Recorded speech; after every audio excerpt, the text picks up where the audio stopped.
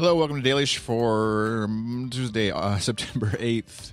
Feels like 5 degrees. No, it's 5 degrees. Feels like 3 degrees out there. That's the kind of reporting you get on this Not a Weather podcast. This episode of Daily is brought to you by FeedPress. Feed.press/Daily is where you can go to visit and sign up for awesome hosting and RSS analytics for your blog, for your podcast. They don't host a blog, but they host your podcast files for you. Everything you need to get submitted and sent up into iTunes so you can start podcasting ASAP, as the kids say.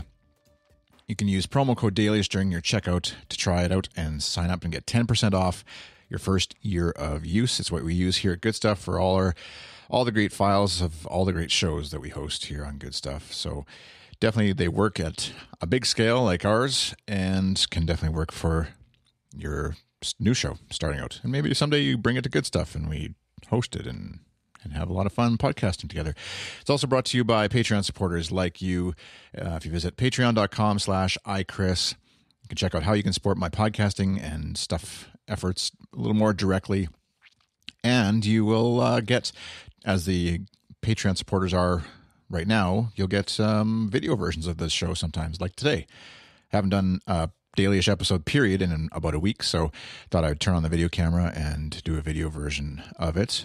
It's I got a lot to pack into this episode, and I don't know, I'm going to probably get out of breath because when I have a bunch of notes, I kind of just follow along and read, and all of a sudden I realize I'm deep out of breath and out of shape, as it were, in podcasting and talking. And so hopefully you don't hear too much of the sounds from me today, but I'll do my best. 3 movies and a game, all in 10 minutes, and all from this weekend. I'll have links. I put links in the show notes to my Letterboxd profile, which is a great site for cataloging and saving and marking movies that you want to watch or have watched. And I'm a nerd that way as far as like stats and tracking stuff like that, and curious to see when I watched a certain movie and stuff like that. And then also using it to categorize or list movies that I want to watch, because I always forget if I don't put them somewhere. It's a little easier now with like Netflix having a list and stuff, but not every movie's on there. I digress. Also, with a link to my Steam profile. Steam is a way you can buy and buy and download, and sort of a community of games. A lot of indie games are on there, but there's a lot of bigger company games, sort of major publishers as well that are using it now. But basically it allows you to sort of buy a game through a store and then install the store platform on whatever computer and just pick up your game and keep going. It's really neat, actually, really neat community on there. I only have a couple friends on there, thanks to Action J on Twitter, who a friend of mine here locally who loaned me some of his. You can share your games through there somehow and with your family and friends or whatever. And as long as he's not on, then I can use it for a bit. So it was kind of a way to try out some of these games, and I'll probably be talking about more of them. There's lots of like little fun $5 to $10 games on there. I'll get into that later. So the 3 movies that we watched this weekend, we didn't plan on it. We don't usually plan to have like a big movie binge, but and it turned out that way. The first one was that we watched actually on Friday, because it was a long weekend here. Friday night we watched Harry Potter and the Something of Something. I always forget all the movies. The Half-Blood Prince. So we've watched all the movies before except for the last one, the very last one, which is split into 2, but so it's part 2. And we think, we watched them like when we started watching them as we had kids, I think. And so often they are interrupted by feedings, burpings, going back to sleepings, and that kind of stuff. So it's kind of this weird deja vu of like, I think I saw this, but I can't remember where or when exactly Harry did what, and Hermione and the whatever, and who the princes are, and the who's with who and stuff like that. And I find the movies are kind of weird that way anyways, as terms of tracking. I haven't ever read the books. I read the first one, I think, but I haven't read the books. Sue is actually reading the books, and as she finishes them, we're rewatching the movies. And so we're up to the Half-Blood Prince on the weekend is what we watched. And I love the fantasy elements of the films, and obviously the books first, but that whole idea, like a kid waking up to a whole different world of magic and wizards and witches and sort of just that fantasy element. But for me in the movies, I love them and I watch them regardless, but in the movies it often feels like there's this contrived sense of secrecy. We don't want to tell people exactly what's going on. Harry doesn't get informed about something by Dumbledore or whoever, and it's kind of like it feels unnatural and an unreasonable level of secrecy about something, where if they just told him, it would make a lot more sense, and then he could just help them or stay out of the way or whatever it is in each movie. And it feels like that's kind of the premise of each movie, where Harry stumbles across something that if they just told him about it in the first place, everything would work actually a lot better. And I understand in movies, like, you need that idea of it's okay to have separation and secrecy between characters and stuff as a story element. And like I said, the movies are all kind of a blur. I haven't read the books. Probably if I read the books, which I plan to someday, I'd have better mental hooks for all the things that are going on and happening. And Sue has been telling me about stuff that's missing from the movies that just fills in more details, as often happens when books are made into movies. But anyways, loving rewatching that, enjoying rewatching that series, and looking forward to finding out how it ended. We had the big spoiler, or the big reveal of some intense information on Half-Blood Prince. That was kind of sad, but I won't tell you what, because if you haven't seen it, you don't want to know until it happens. But Harry Potter becomes a wizard. Sorry, I spoiled it for you. Wild was this other movie we watched. Not the second one, it was actually the third one, but I'm going to come back to the second one. And it's another movie where Sue has read the book, but I haven't. It's on Netflix, at least here in Canada anyways now. So easy to pick it up and watch. I'm actually not I don't know why I looked outdoors. That's a nice little segue. I'm not an outdoors person at all, really. I don't really avoid sleeping in tents or anything, but I don't like seek it out a lot. It's something we want to do again with our family, go camping and stuff. And we've kind of been waiting until they're a little bit older and out of the crib phase to try it again. But, and we certainly will. But, I love movies like this, oddly enough. Perhaps because it's so far from my reality, maybe. It's almost a fantasy thing. But the premise of the movie is I forget the main character, Cheryl, goes to, basically leaves her life, needs to kick a heroin addiction and a bad marriage, and then goes on this long hike through on the West Coast, through the Pacific Coast Trail, I think it's called, and basically goes on this journey, has no idea what she's getting into. They don't really spell it out too much in the movie, but the fact that she has completely no idea about this, never done it before, and just picks up one day basically and decides to do it, which is obviously in more detail in the book. And that's not the part that interests me so much, but just the idea of, going out in nature, going out on this kind of long trek, not knowing where you're going to end up, putting your life on hold of sorts, and seeing where you land on the other side, and obviously the adventures and hijinks that happen in between. And so the movie, and visually the movie is really beautiful. Seeing the scenery of what I assume was a lot of like Oregon and stuff out west, but we noticed in the trailer or in the credits that the Quebec Film Board was thanked. So some of the scenes may have been doubled up here in Canada and Quebec for some of the scenes on the trail. So, but definitely worth a watch if that's kind of thing that interests you at all.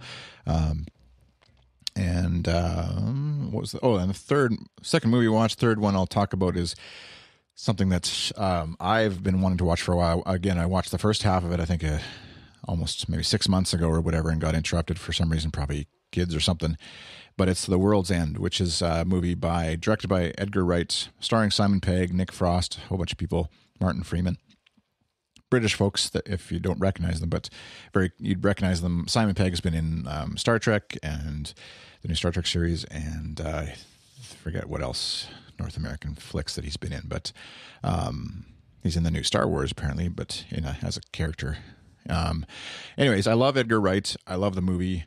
I love Simon Pegg and Nick Frost, Martin Freeman, and I love the whole trilogy of movies they call jokingly sort of the Cornetto trilogy: Shaun of the Dead, Hot Fuzz, and The World's End. And so I'm pretty biased when it comes to it. Like, I knew going into this I was going to like the movie, so it's hard to like say objectively that whether I would have liked it or not. But I think just like the writing, editing, production style of Edgar Wright is so good, it feels almost like too on the nose until you compare it to some modern day North American comedy films. Like there's a documentary, which I'll link to in the show notes, called How to Do Visual Comedy from Tony Zhu, I think is how you say his name, a series on Vimeo he's got called Every Frame a Painting, where he compares not just the Cornetto trilogy, but also other movies by Edgar Wright. I'm blanking on the comic book one that's sort of... Anyways, You know what it is. Anyways, and so I think like his movies, if you've seen a trailer for Shaun of the Dead, for example, it looks probably, if I don't remember the trailer exactly, but it probably looks a lot like a zombie movie, and people either like love or hate a zombie movie. And Hot Fuzz is a bit of a like hot cop drama mystery movie, and then World's End has some science fiction elements, but I don't know if they exposed that in the trailer or not. But all three are like, those are kind of just like story elements and wrappers for a much better story that gets told, and joke and sort of fun adventure that the main characters go on, that just happens to have some, say, zombie elements or science fiction elements. And it's not like, I don't know, it's like a premise, it's a plot vehicle, I guess, or something. It's not like, it's not a true zombie movie. Let's say Shaun of the Dead, I don't think necessarily. It's more of a comedy with some zombie elements, if that makes sense.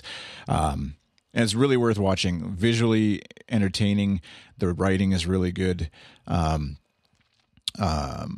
acting is amazing. And yeah, just the whole package, I guess, from a comedy movie perspective, such a high bar in my mind as far as what a movie could be like, it can be like. And you don't need to watch all three in order or anything like that. There's no, like, there's certain elements and recurring gags, but those gags would probably be sort of wrapped up or caught as you watch them in any order. But it certainly doesn't hurt to watch them from Shaun of the Dead, Hot Fuzz to The World's End if you haven't ever.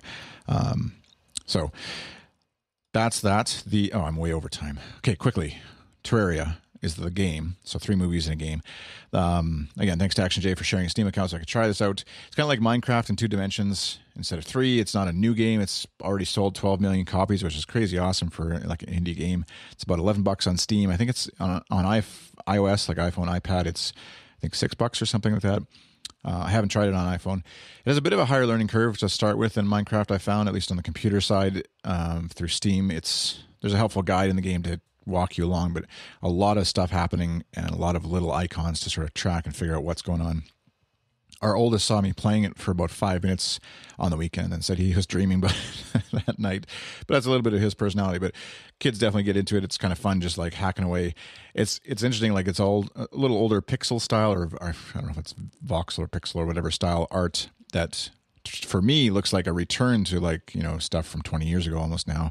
And so it feels like, why would I want to play an older game when you can go forward? But actually it's tons of fun. There's a multiplayer option, which I haven't explored, but you can definitely do that on your computers where you can all play on the same world together. And I'll have more to say about it probably as I play it. And I'll include a link to my Steam profile in case anyone wants to join in. You can actually play, apparently, multiplayer over Steam and connect that way. And yeah, links in the show notes to the game on Steam, to iOS. There'll be links in the show notes to World's End, to Wild, Harry Potter, on the various platforms that you might want to watch it on. And if you do, actually, by the way, if you do click one of those links, especially the iTunes ones, I get a small affiliate kickback, I guess, or whatever from that. So if you're going to buy it or whatever, or rent it, might as well click through the link to help me out. A few pennies. Okay, that's it. I went over. Apologize for going over my 10-minute self-imposed limit that you guys didn't really impose on me, but I just did. You can follow me on Twitter, iChris on Twitter. Argue with me there. Click the link to discuss this episode in the show notes and give me your thoughts on any of the movies I mentioned, the game I mentioned. You can follow Good Stuff. Good Stuff FM is the Twitter account for the network. And we've got Transmission is back with shows this week. I Guess We're Grown-Ups Now has a new episode out this week. And Show Me Your Mic doesn't. But all the other shows, I think, are going. So awesome. Thanks. Have a great week. We'll see you again. Hopefully have another episode out this week, if not more than one. Bye.